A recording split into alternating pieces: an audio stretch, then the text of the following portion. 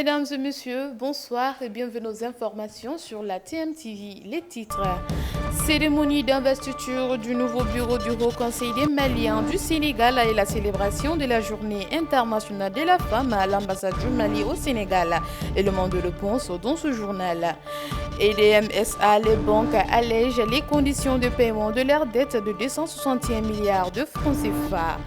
Présidentielle au Sénégal, la campagne électorale reprend pour le 24 mars prochain. Voilà pour le sommaire de cette édition. Bonsoir et bienvenue à tous. Cérémonie d'investiture du Haut Conseil des Maliens établi au Sénégal, c'était le samedi 9 mars 2024 à l'ambassade du Mali. À la même occasion a eu lieu la Journée internationale de la femme. Le point avec Mohamed Sissé et Junior Amadouba. Le bureau du Haut Conseil des Maliens établi au Sénégal a organisé ce samedi 9 mars 2024 à l'enceinte de l'ambassade du Mali au Sénégal la cérémonie d'investiture du président Salia Coulibaly. En entente, je ne saurais manquer de présenter ma profonde gratitude à toute la communauté malienne établie au Sénégal qui m'a élu lors d'une élection du président du Haut Conseil des Maliens établi au Sénégal avec un taux de 92,96% de voix. Cela me conforte à moi une équipe forte et légitime pour mener à bien les destinées de notre organisation commune pour les 5 ans à venir. En même temps, la célébration du 8 mars, la Journée internationale des droits de la femme.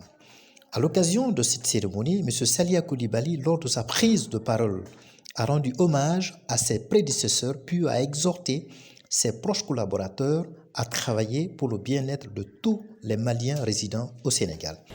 Vive le Sénégal, pays de la Teranga, vive le Mali du Djatigua et hommage aux femmes à l'occasion de la commémoration du 8 mars. Dans la même foulée, M. l'ambassadeur du Mali au Sénégal a rappelé les liens fraternels et historiques entre le Mali et le Sénégal et a exhorté à rester unis pour la réussite de ce bureau, surtout pour retrouver l'intégrité territoriale. Mon sentiment, il est double, de bonheur, de satisfaction. Et puis, vous savez, je l'ai dit tout à l'heure au micro, le Mali et le Sénégal, c'est presque la même nation, c'est le même pays. Notre histoire le démontre chaque jour. Et les chefs d'État que nous avons aujourd'hui, Macky Sall, le colonel Goïta, nous ont continué cette œuvre qui a été engagée depuis des années et des années par ceux qui les ont précédés. Et la seule façon pour nous, qu'on soit diplomate, qu'on soit simple Malien au Sénégal, c'est de maintenir le cap, de faire honneur. Et la seule façon pour nous de leur faire honneur, c'est une expression quotidienne dans nos comportements, dans ce que nous disons, dans nos actes que nous posons, pour que ce qui a été construit, patiemment construit à travers les siècles, demeure, c'est-à-dire l'entente, la... À l'occasion du 8 mars, la Journée internationale des droits de la femme, Madame la représentante des femmes a mis un accent particulier sur les injustices dont sont victimes la gente féminine et le combat quotidien qu'elle mène pour une parité effective entre eux. Parce que nous sommes le socle du développement. Et c'est nous qui raffermissons les liens familiaux. Nous sommes filles, mères, tantes, épouses et même grand-mères. Donc nous avons un rôle important à jouer. De ce fait, nous devons connaître nos droits. Et comment connaître le droit à l'éducation. Surtout, j'insiste sur la scolarisation des filles. Et leur suivi. Il ne s'agit pas d'envoyer les enfants à l'école. Et leur suivi surtout, en tant qu'éducatrice. Parce qu'on dit éduquer une fille. Il faut rappeler qu'au soir du 21 janvier 2024, M. Salia Coulibaly a été élu à la tête du Haut Conseil avec 964 voix, soit 92,96% pour le mandat de 5 ans renouvelable une seule fois. La dette totale de la Société Énergie du Mali, EDMSA, était estimée à 600 milliards de francs CFA en décembre 2023. Il s'agit majoritairement de la dette des fournisseurs et celle des banques. Le jeudi 7 mars, un paiement de leur dette, soit 261 milliards de francs CFA, a été effectué. Suivons cet élément. Tous unis pour sauver EDMSA. C'est le message que l'on peut déduire de l'accord de gestion de la dette bancaire de l'EDM. La cérémonie importante en cette période de crise énergétique a mobilisé 4 membres du gouvernement, dont le ministre de l'Économie et des Finances. Les banques étaient représentées par la présidente de l'Association professionnelle des banques et établissements bancaires du Mali et les membres du pôle bancaire.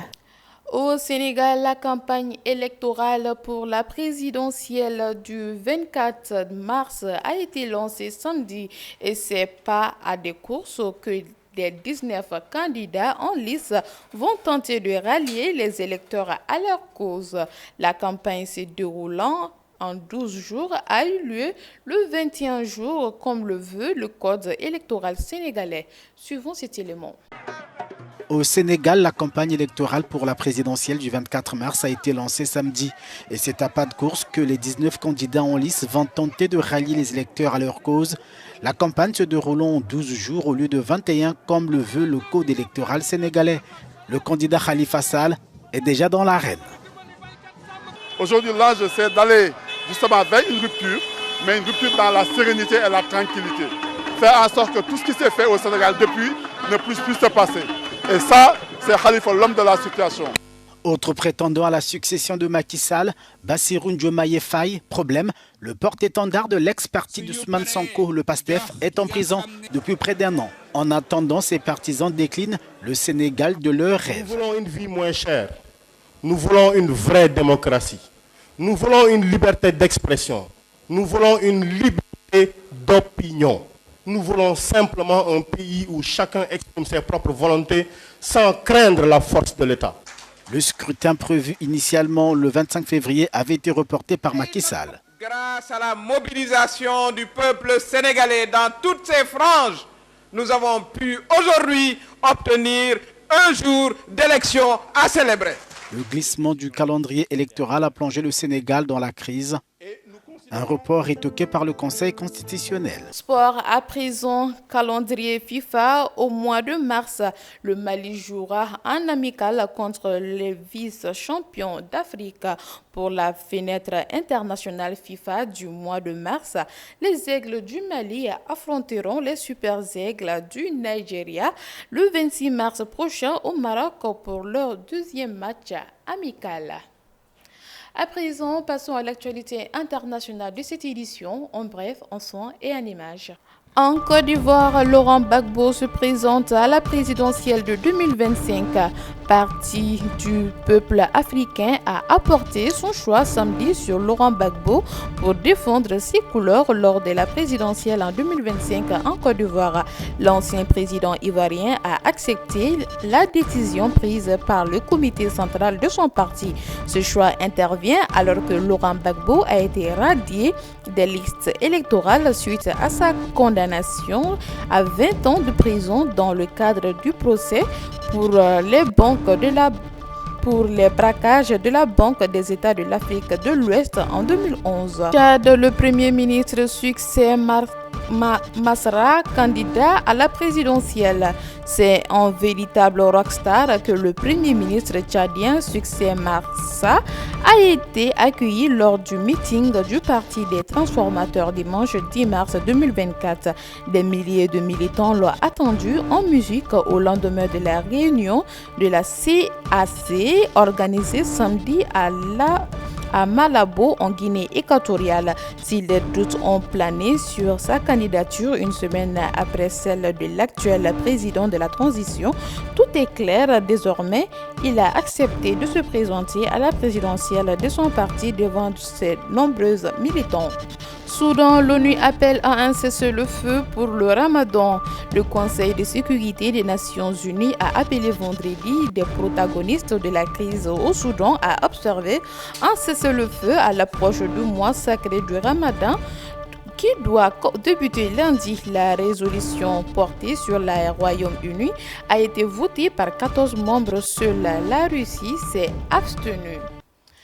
Voilà, c'est ce qui met fin donc à cette série d'informations. Merci à vous de l'avoir suivi et passez d'excellents moments en compagnie des programmes de la TMTV, la télévision Tamashek, la culture au cœur de l'Afrique.